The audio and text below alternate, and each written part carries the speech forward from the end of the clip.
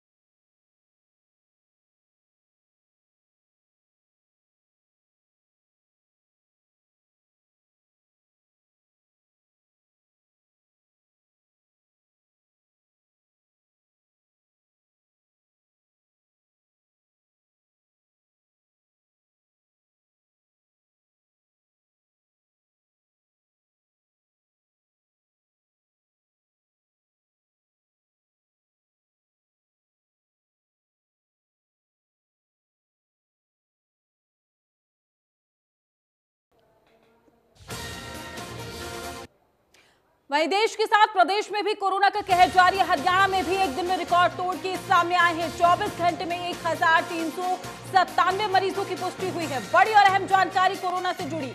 24 घंटे में 11 लोगों की कोरोना से मौत हो गई है। प्रदेश में अब तक 58,000 से ज्यादा केस मिले हैं।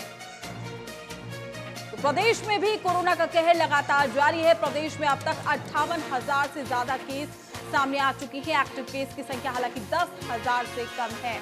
बड़ी और अहम जानकारी आप तक पहुंचा रहे हैं और लगातार आंकड़ों में इजाफा देखने को मिल रहा है। हरियाणा में एक दिन में रिकॉर्ड तोड़ केस भी सामने आए हैं। 24 घंटे में अगर हम बात करें 1397 मरीजों की पुष्टि हुई है। 24 घंटे में 11 मरीजों की कोरोना से मौत हो गई है। स्थिति चिंताजनक प्रदेश में भी बनी हुई है। 58,000 से ज्यादा केस प्रदेश में अब तक मिले हैं। एक्टिव केस की संख्या 10,000 से कम है।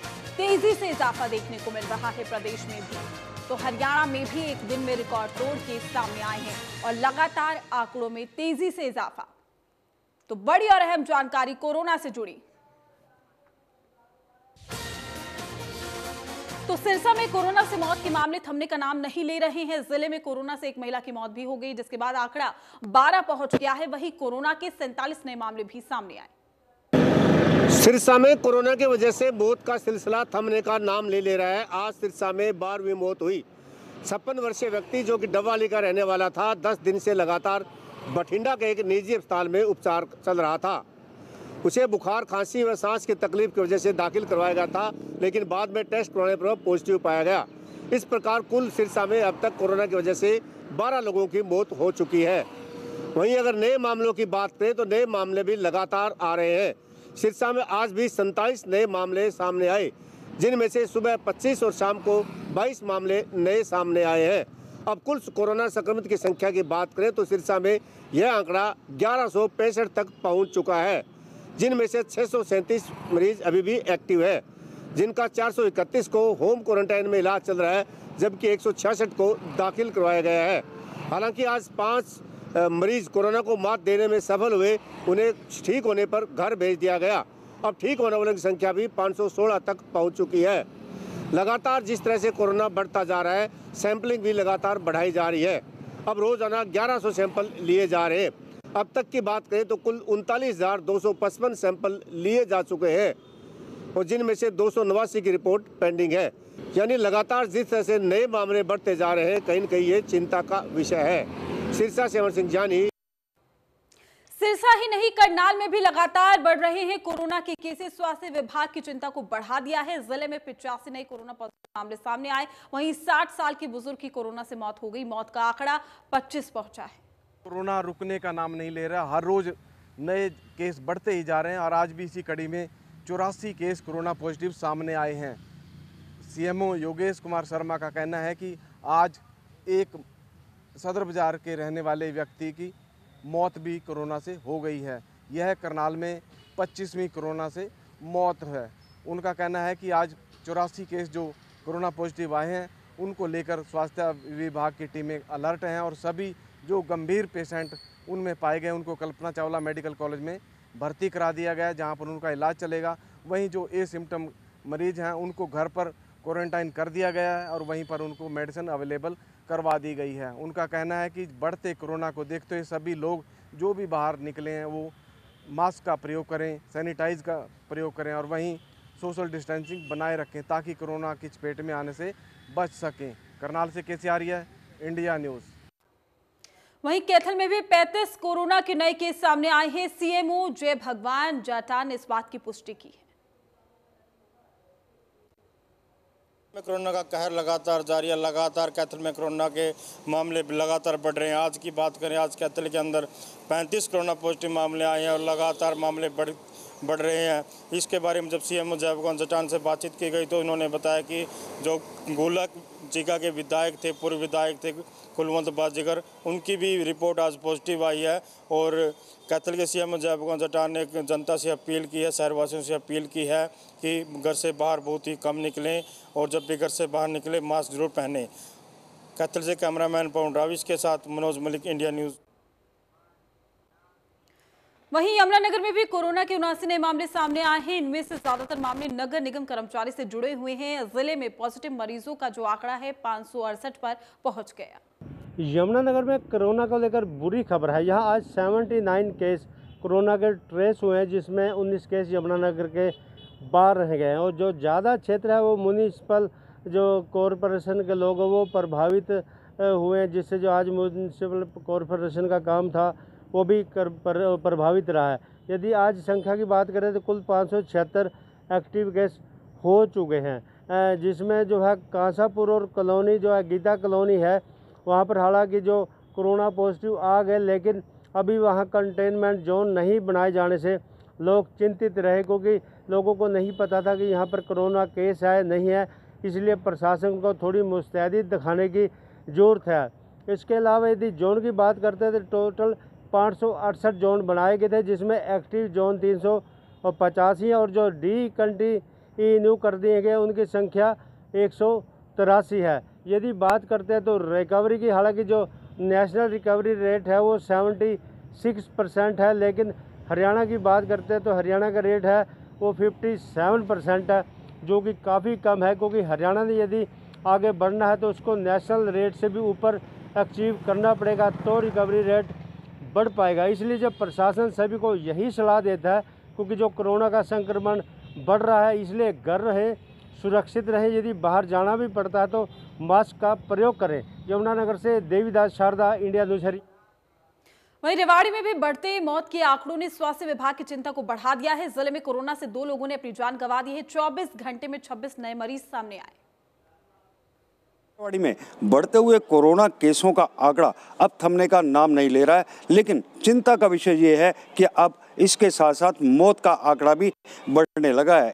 इसी कड़ी के अंदर आज 26 नए मामले सामने आए तो 2 लोगों ने अपनी जान भी गंवा ली है। लेकिन गनीमत की बात यह है, राहत की बात यह है कि रिकवरी रेट काफ़ी अच्छा होने से यहाँ पर थोड़ी सी राहत मिली हुई है स्वास्थ्य विभाग को और ज़िला प्रशासन को। और अब 2500 कुछ लोग यहाँ पर ठीक होकर अपने घरों को भी जा चुके हैं। लेकिन फिर भी इंडिया न्यूज़ हरियाणा आपसे बार बार अपील करता है कि जब भी आप भीड़ भाड़ वाले इलाके में जाएं तो मास्क का प्रयोग करें और भीड़ भाड़ वाले इलाकों में जाने से बचें। जब ज़रूरी हो तभी उस इलाकों में जाएं, क्योंकि ज़िंदगी आपकी और अब आपके हाथ में ही इसका फैसला है। श्याम बाटला, इंडिया न्यूज़ रेवाड़ी। वहीं नूह जिले में भी पिछले 24 घंटे में 12 नए केस सामने आए हैं, जिसके बाद जिले में कोरोना मरीजों की संख्या 693 पर पहुंच गई। हालांकि एक्टिव केस नूह में 57 ही है और वहीं अब तक 13 लोगों की कोरोना से मौत हो चुकी है। तो 24 घंटे में 12 नए केस सामने आ गए हैं। नूह में मरीजों का आंकड़ा लगातार बढ़ता जा रहा है, 693 हो गया है। जिले में 57 केस एक्टिव है। वहीं चरखी दादरी में पुलिस ने चालान काटो अभियान चलाया, जिसमें कई वाहनों के चालान काटे गए। ट्रैफिक पुलिसकर्मी ने बताया कि वाहनों के कागज पूरे नहीं होने और मास्क नहीं लगाने पर ये चालान किए गए।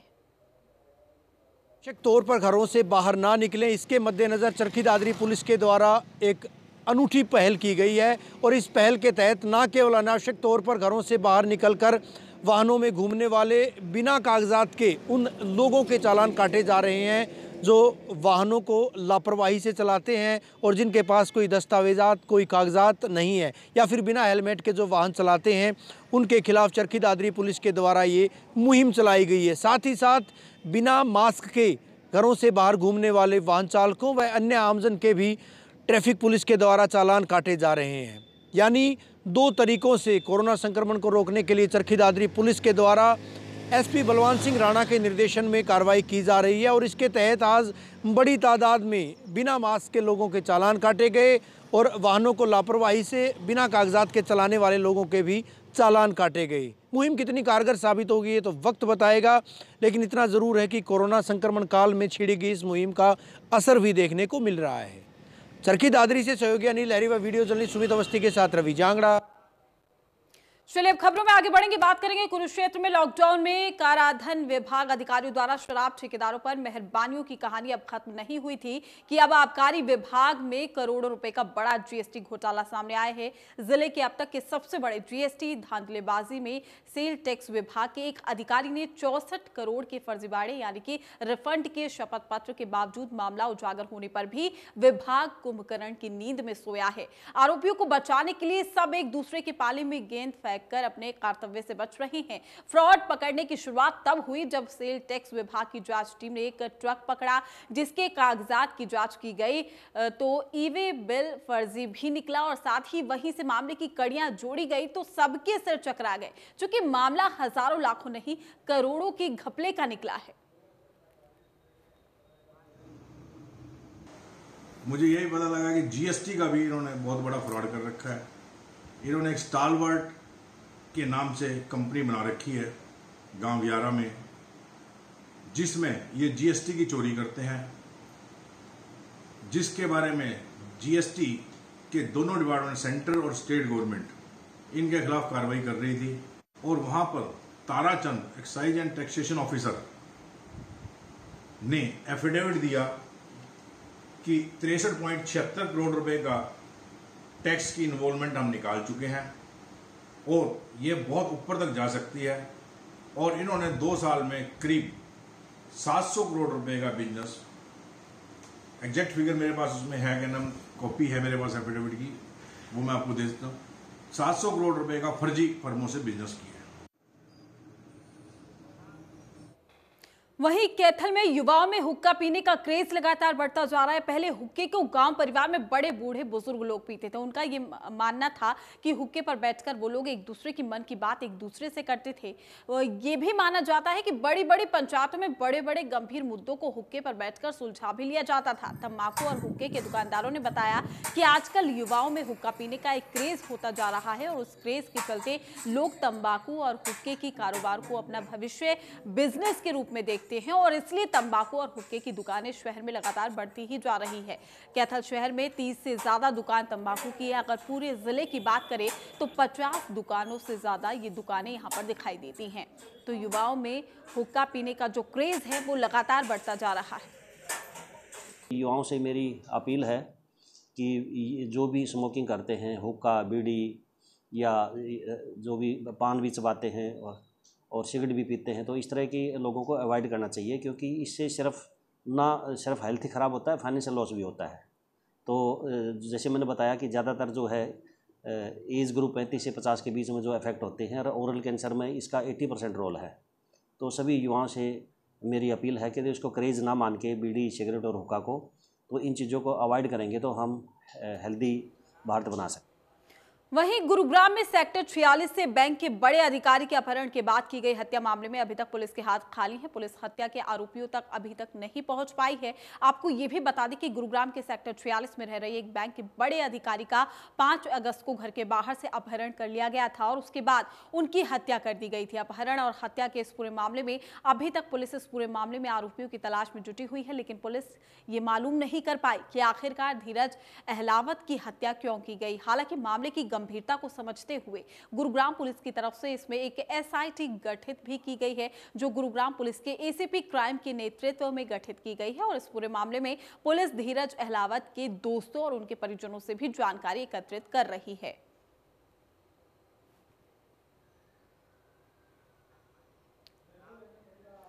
बात करेंगे गोहाना की। गोहाना में एक बार फिर से ममता शर्मसार हुई है। जमीन जायदाद के लिए 75 साल की बुजुर्ग महिला से बेटे और बहू ने मारपीट की, घर से बाहर निकाल दिया। 8 साल से जमीन के लिए बुजुर्ग से मारपीट की जा रही है। पीड़ित बुजुर्ग 3 बार बरौदा थाने में मदद के लिए गुहार भी लगा चुकी है। बार बार शिकायत देने के बाद भी पुलिस ने कार्रवाई नहीं की। पीड़ित ने डीएसपी से शिकायत की है। डीएसपी ने कार्रवाई का आदेश भी दिया है। तो ममता यहां पर शर्मसार हुई है और खुद के बेटे और बहू ही जमीन के लिए अपनी मां से मारपीट लगातार कर रहे हैं। 8 साल से लगातार मारपीट की जा रही है, जिसकी शिकायत बुजुर्ग पुलिस थाने में भी कर चुकी है, लेकिन फिलहाल किसी तरह की कोई कार्रवाई नहीं की गई है। लेकिन अब डीएसपी से इस पूरे मामले की शिकायत की गई है। डीएसपी ने आश्वासन दिया है कि इस पूरे मामले पर कार्रवाई की जाएगी। तो 8 साल से लगातार बेटे और बहू बुजुर्ग के साथ मारपीट करते हैं। जमीनी विवाद है, ये जमीनी मुद्दा है और इसको लेकर बुजुर्ग के साथ मारपीट की जाती है। तो वाकई रिश्तों को शर्मसार कर देना वाला ये पूरा मामला गोहाना से सामने आया है। एक बार फिर से ममता शर्मसार हुई है। बेटे और बहू अपनी मां को जमीन के लिए उसके साथ 8 सालों से मारपीट कर रहे हैं, जिसकी शिकायत बुजुर्ग कई बार पुलिस को भी दे चुकी है।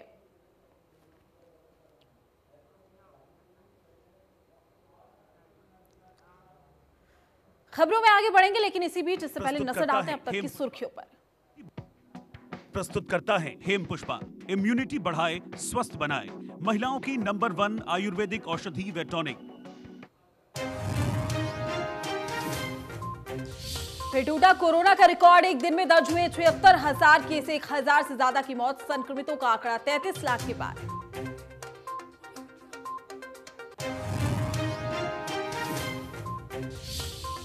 चौबीस घंटे प्रदेश में मिले 1400 कोरोना मरीज, 58,000 के पार पहुंचा संक्रमित का आंकड़ा। अब तक 634 की मौत। एक्टिव केस 10,000 से कम।